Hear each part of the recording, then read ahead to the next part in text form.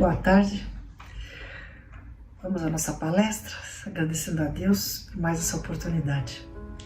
Pai nosso que estais no céu, santificado seja o vosso nome, venha a nós o vosso reino, seja feita a vossa vontade, Senhor, assim na terra como no céu.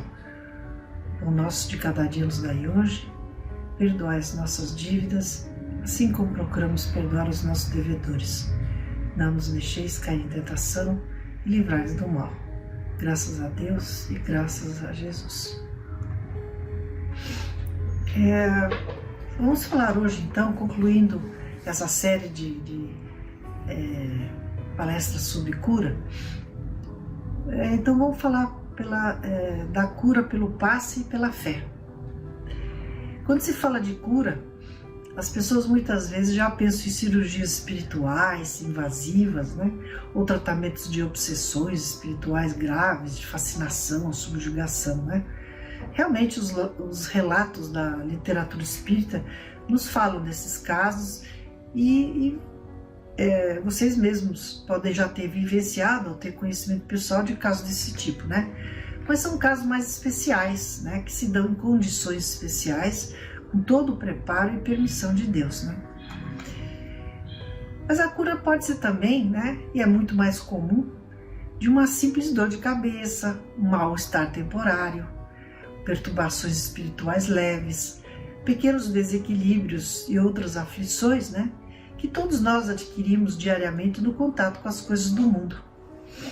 Para isso, nós temos o passe espiritual, né, na casa espírita, para tratar isso, né?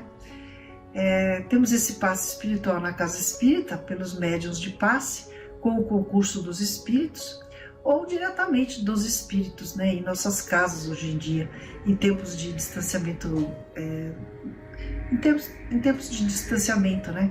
Durante as palestras, por exemplo, e os estudos online que a gente faz, né? O passe é um poderoso meio de reequilibrar nossas vibrações e eliminar fluidos perniciosos que nos afligem no dia a dia, nos proporcionando um bem-estar.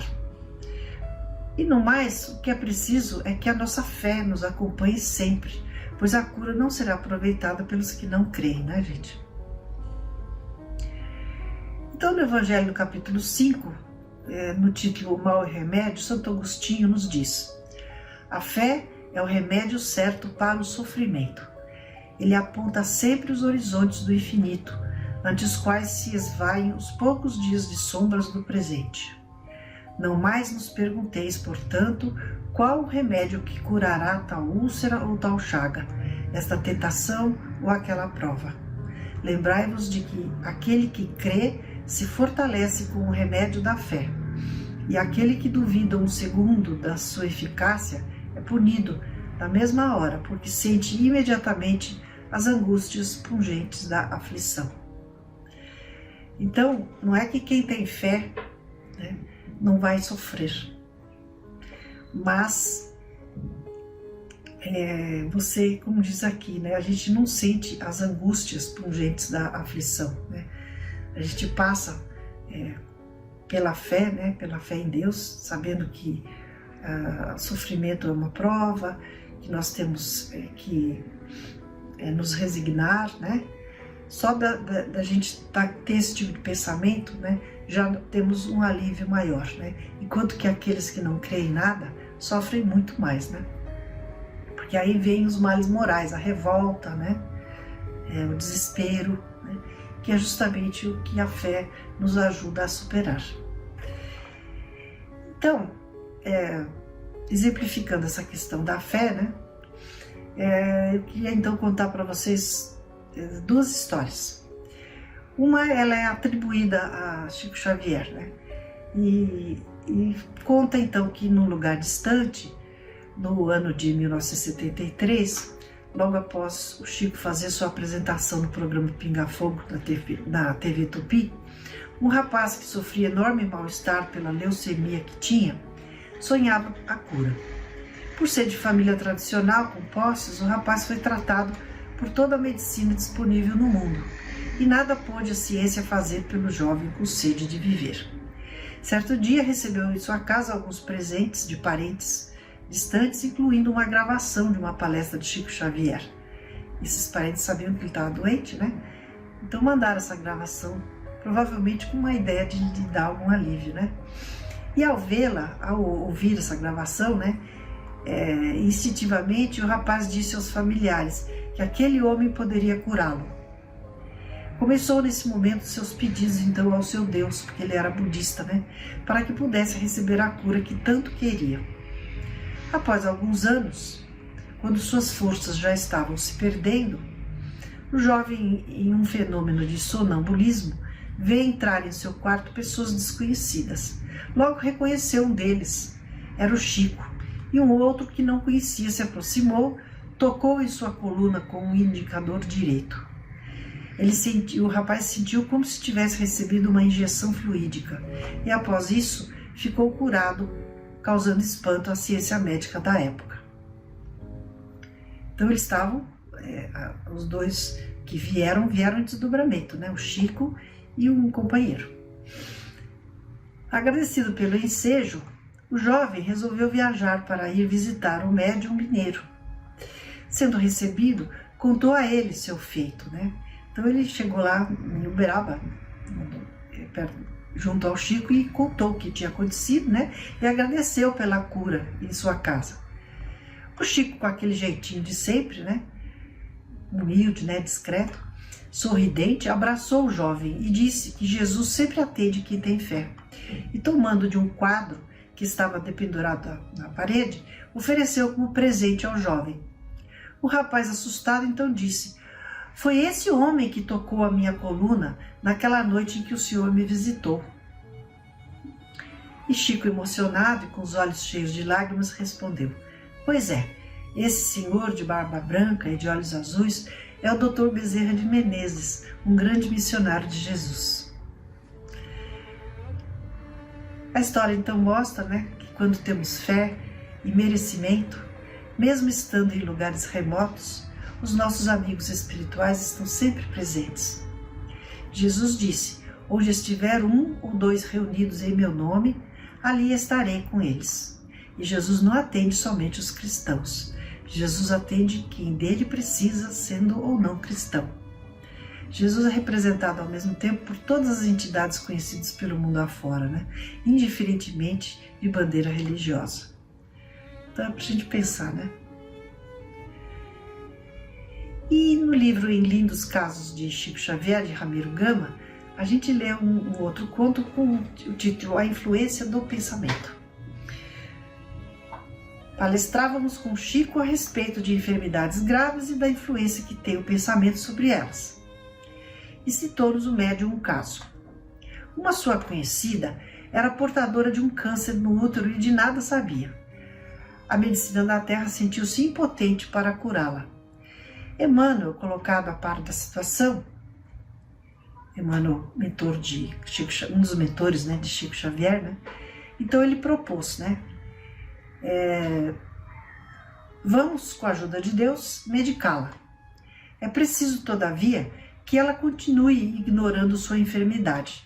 Se ela souber, seu mal agravar-se-á e neutralizará todo o nosso esforço. O tratamento foi feito e, por misericórdia de Deus, a doente, que sempre ignorou seu padecimento, melhorou e hoje está completamente curada.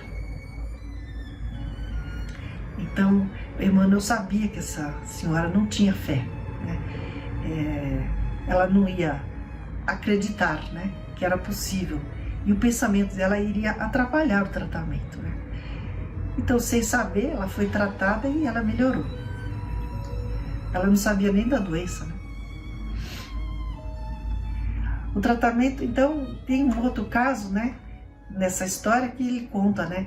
Lembramos-nos de um doente, vítima do câncer, que se localizara na uretra, que vivia regularmente bem e sob tratamento médico, enquanto ignorava a causa da sua enfermidade. Mas, de repente, por descuido de um parente, veio a saber de sua moléstia. Aí ele se alarmou, o pensamento refletiu seu pavor na doença e influiu na sua piora, e desencarnou dias depois. Então, a fé é muito importante, né? No caso do rapaz, que morava num lugar distante, ele teve a fé e ele foi curado. Ele ficou anos, né, fazendo as suas orações e pedindo a cura. E no caso desse conto que o Chico nos fornece, né, essas pessoas não tinham fé, né? Então, muitas vezes a cura acontece assim, né? A pessoa nem está sabendo, né? Porque se ela souber, o pensamento negativo, né, dessa pessoa não vai permitir que a fé ocorra, né?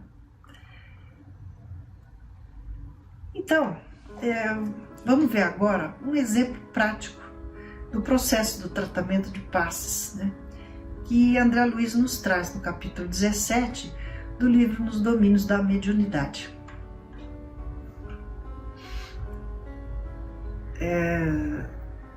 Chama-se Serviço de Passes, esse é o nome do capítulo. Eu vou reduzir, tá? Para não tomar muito nosso tempo.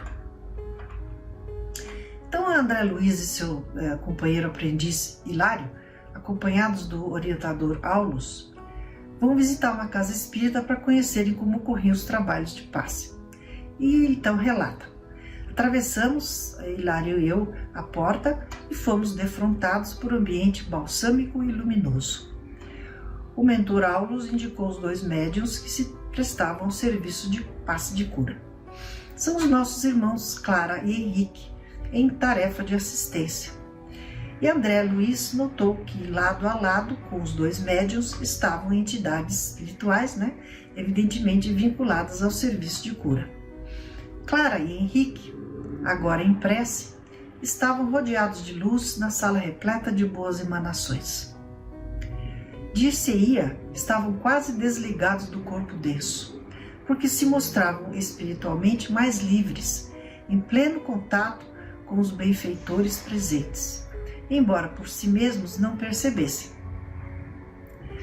Ante a porta, muitas vezes a espiritualidade até prefere que a pessoa não perceba, né? Porque nós somos tão difíceis, né?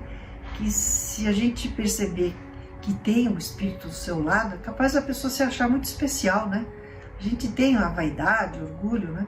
Então, são cuidados, né, que a espiritualidade sempre toma, né? Ante a porta ainda cerrada, acotovelavam-se pessoas aflitas e barulhentas, esperando o término da preparação da assistência que buscavam. Isso lembra da gente, né, na fila para entrar na sala onde vai ocorrer a sessão, né? A gente não tem nem ideia, né? E é importante, né, por isso o estudo, para a gente ter ideia do quanto a gente tem que respeitar o silêncio, né? Como é importante essa descrição, né? Em respeito, né, ao trabalho que já está sendo feito na sala fechada. Aulus então abraçou o orientador espiritual, que estava lá, o nome dele era Conrado, e nos apresentou. O irmão Conrado abraçou-nos acolhedor, né? E Hilário logo então perguntou a Conrado respeitosamente: o amigo permanece frequentemente aqui? Sim, tomamos sob nossa responsabilidade os serviços assistenciais da instituição em favor dos doentes 2 noites por semana. Atendemos aos necessitados de qualquer procedência, encarnados ou desencarnados. Conta com muitos cooperadores? Ele perguntou. Sim, integramos um quadro de auxiliares de acordo com a organização estabelecida pelos mentores da esfera superior. Quer dizer que numa casa como esta há colaboradores espirituais fixos, assim como ocorre a médicos e enfermeiros no hospital terrestre comum? E Conrado explicou perfeitamente, tanto entre os homens como entre nós espíritos. Na verdade, os homens também são espíritos, né? Mas eu diria tanto entre os encarnados e nós espíritos, né, desencarnados. O êxito do trabalho reclama experiência, horário, segurança e responsabilidade do servidor fiel aos compromissos assumidos. A lei de Deus não pode menosprezar as linhas da lógica. Então perceber que é tudo organizado, tudo preparado, né? E a gente tem que valorizar isso, né? Para que a gente esteja lá presente também no horário, né? Fazendo parte desse trabalho em conjunto. E os médiuns, pergunta Hilário, são invariavelmente os mesmos? E Conrado diz, sim, contudo, em casos de impedimento justo, podem ser substituídos, embora haja pequenos prejuízos resultantes de natural desajuste. Porque os médiuns que participam desse trabalho, eles já estão ajustados, né, à dinâmica, né, eles são preparados, né, e se por acaso tiverem que ser substituídos, ele diz que é possível, né, mas que pode haver algum prejuízo, né, para o resultado do trabalho. Para a gente ver como é importante, né, a nossa assiduidade e preparo, né, dos trabalhos, não só de cura, mas qualquer outro trabalho, né. Hilário pergunta se a prece que os médiuns estavam fazendo fazia parte da preparação, né, para o atendimento, né? E ele diz, e o Conrado explica, sem dúvida, a oração é prodigioso banho de forças, tal a vigorosa corrente mental que atrai.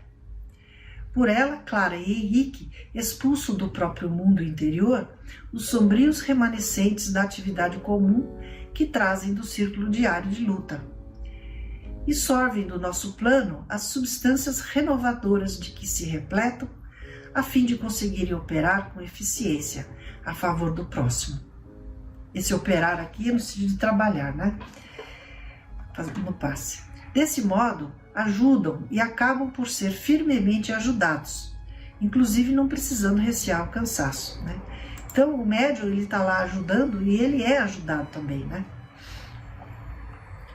Intuído por Conrado, Henrique, a gente sabe que quando a gente está no trabalho para o bem do próximo, né?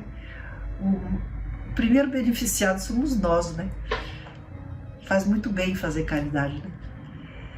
Intuído por Conrado, Henrique encaminha-se para a porta e a abre para os sofredores.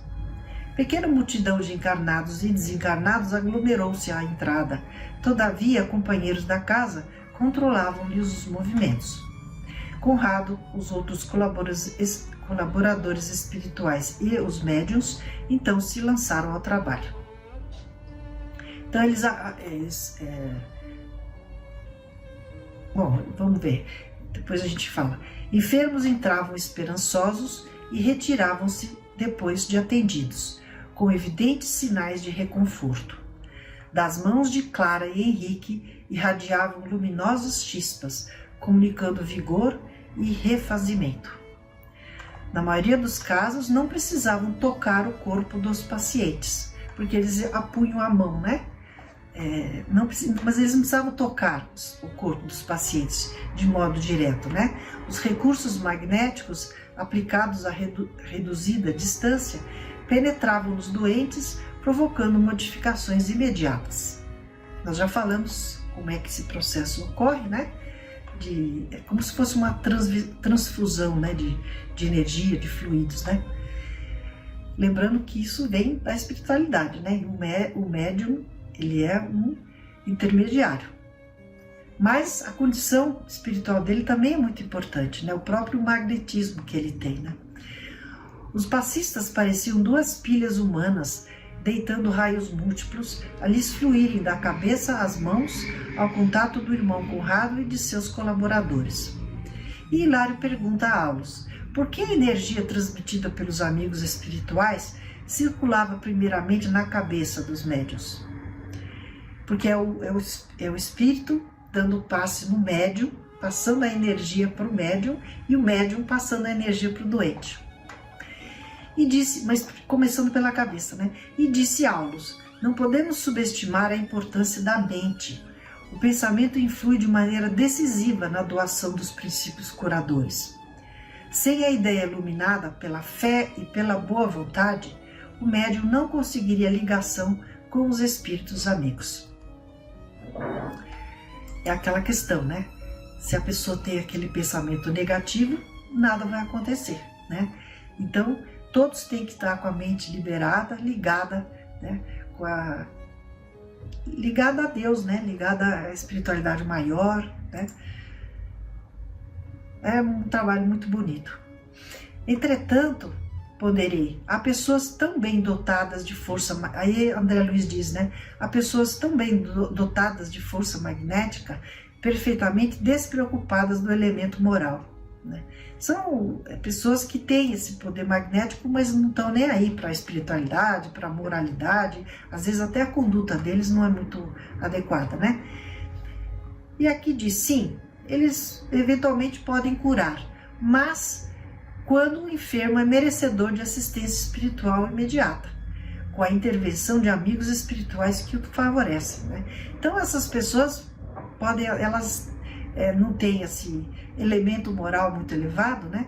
E podem promover uma cura, mas que, na verdade essa cura não ocorreria se o doente não merecesse, né? Então sempre vai ter intercessão espiritual no caso, né? Mas há os que abusam dessa fonte de energia, continuou lá o Conrado, né? Explorando-a ao seu bel prazer. Porque interferindo num campo de forças que lhes é desconhecido, guiados tão somente pela vaidade ou pela ambição inferior, fatalmente encontram entidades viciosas que com eles se afinam, precipitando-se em difíceis situações nos mais aflitivos processos de obsessão. Olha o perigo, né?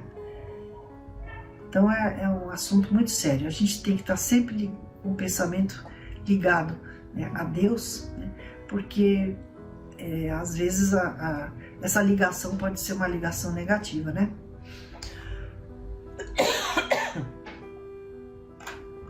Indiscutivelmente precisamos do coração nobre e da mente pura, no exercício do amor, da humildade e da fé viva, para que os raios do poder divino encontrem acesso e passagem por nós a benefício dos outros.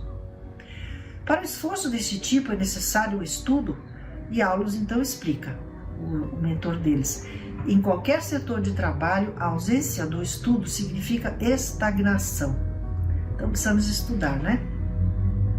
Assim, o cooperador que desista de aprender, incorporando novos conhecimentos, condena-se fatalmente a atividades inferiores.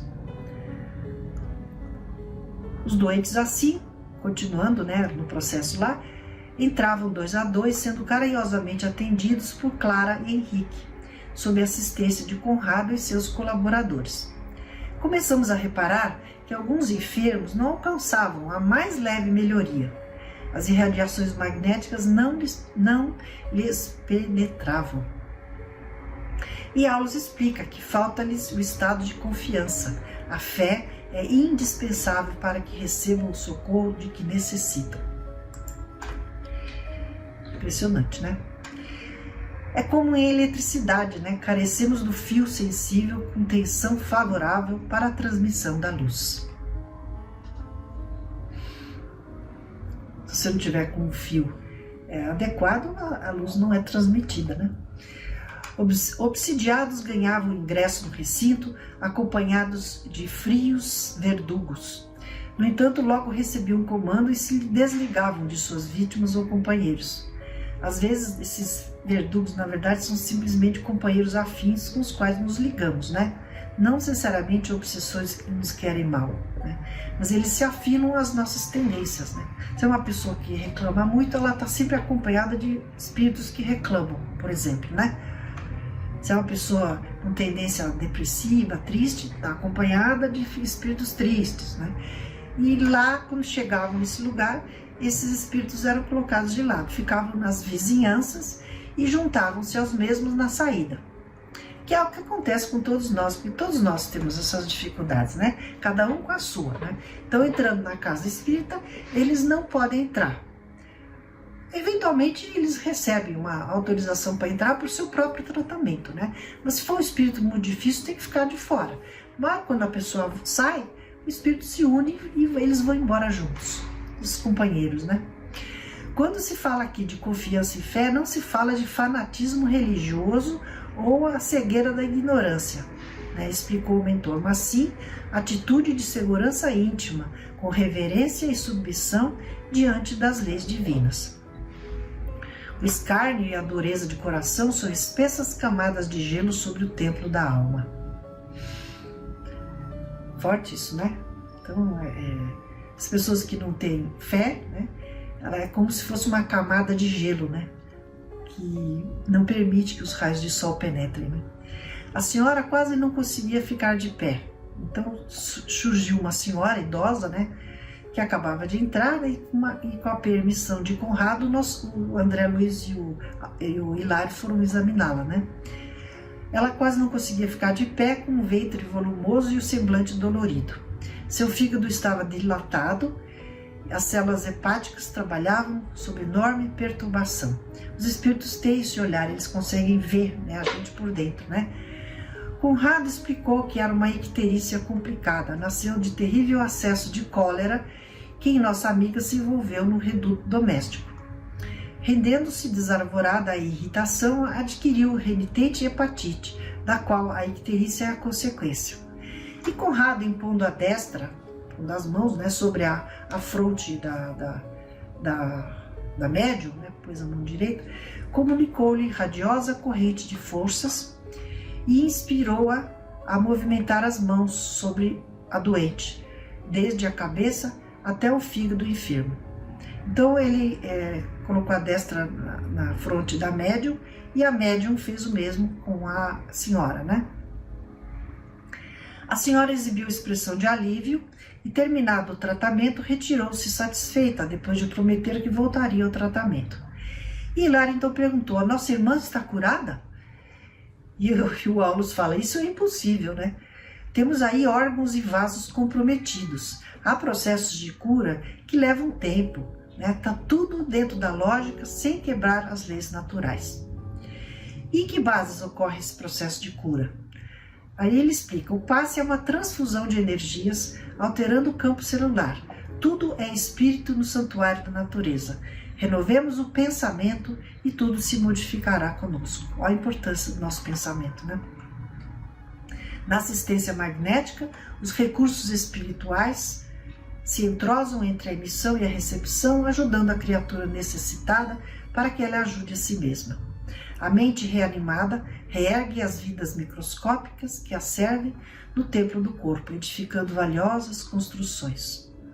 O passe, como reconhecemos, é importante contribuição para quem saiba recebê-lo, com o respeito e a confiança que o valorizam. E pode ser feito à distância? Ele diz que sim, desde que haja sintonia entre as partes, né? E nesse caso, diversos companheiros espirituais se ajustam no trabalho do auxílio, favorecendo a realização, e a prece silenciosa será o melhor veículo da força curadora. E eles se deram por satisfeitos e foram embora, né? Então, benditos sejam, né, todos esses espíritos do bem que tanto nos auxiliam, né? Seja pela cura dos nossos males, pelas palavras confortadoras que nos dão bom ânimo, ou nos intuindo para fazermos boas escolhas. E, acima de tudo, que nos trazem tantos ensinamentos, né, nos auxiliando na nossa caminhada evolutiva. Graças a Deus. Então, agradecemos a Deus por tanto auxílio. Pensando nos doentes que sofrem nesse mundo, pedindo força, Senhor, para podermos fazer parte desse exército de ajuda. Temos coragem e força. Pai nosso que estás no céu, santificado seja o vosso nome. Venha a nós o vosso reino, seja feita a vossa vontade, assim na terra como no céu. O pão nosso de cada dia nos dai hoje. Perdoai as nossas dívidas, assim como procuramos perdoar os nossos devedores. Não nos deixeis cair em tentação e livrai-nos do mal. Graças a Deus e graças a Jesus. Obrigada. Até a semana que vem. Fiquem bem.